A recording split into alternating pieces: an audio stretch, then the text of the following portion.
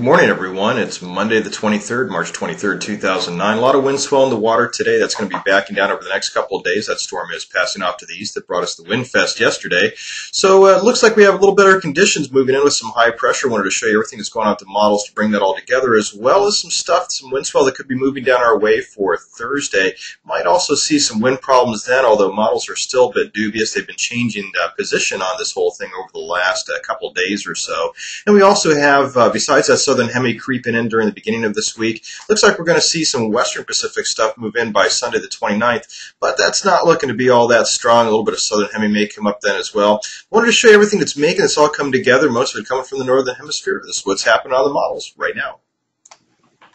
So I wanted to first start off talking about the southern hemisphere. A little bit of this energy is coming through right now from a New Zealand fetch that formed here, shown on the 13th. Not a lot of energy coming through from that. We'll be seeing a little bit more southern hemi over the next couple of days, though, as the wind swell starts to fade, and energy from this system that formed around French Polynesia around the 18th will start filling in. This system was angled a lot better. Still not a whole heck of a lot of energy was thrown off this system. Wasn't all that big, but still we'll be seeing a bit of an increase on Wednesday as the wind swell fades.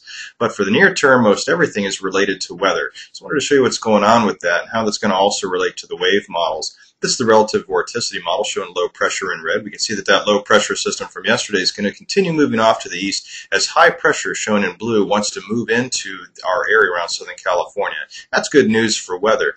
We can see that low pressure system would want to continue moving off to the east. That's going to be happening over the next couple days. And that's good news. Be bringing in a lot more clear weather. We got a little bit of something coming through, a little swipe of relative vorticity. Not a whole heck of a lot. Nothing really to be all that concerned about. 48 hours out, things still looking good. But then as we get out on about the 60-hour models, we can see that there's another low pressure system that wants to drop down from Canada.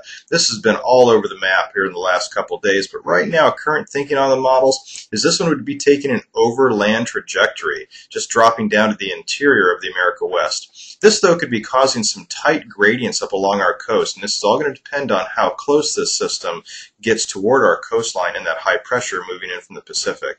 In either way, either case, we can see that that low pressure system would continue moving away from our area, either south or east, and not really affecting us too much in the way of weather. Looking at the current WAMs, we can see that there's wind swell that's formed off the coast of Southern California. That's what's in our water right now from that low that passed to the east that brought us that wind fest on Sunday. We've got Westpac fetch I've been talking about over the last few days, not looking very favorable, moving toward the south, something around the 29th from this, but not looking all that favorable for us. A little bit of reform, though, from that Westpac system. Looks like a little bit more storm activity will stir up some more fetch. Another low sitting up there, that's linked to that low that would be dropping down to the interior, and that's going to just be fading away. If we look out here on the 60-hour models, we can see how that one that was high up in the Gulf is just completely dissipating, blocking high pressure. That high pressure will be moving into Southern California for nice weather. That will be throwing a northward trajectory on that Westpac reform.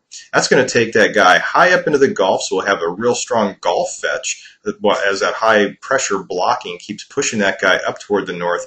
But then we also see some wind swell starting to form along the coast, and that would be from that second low that would be dropping down through the interior.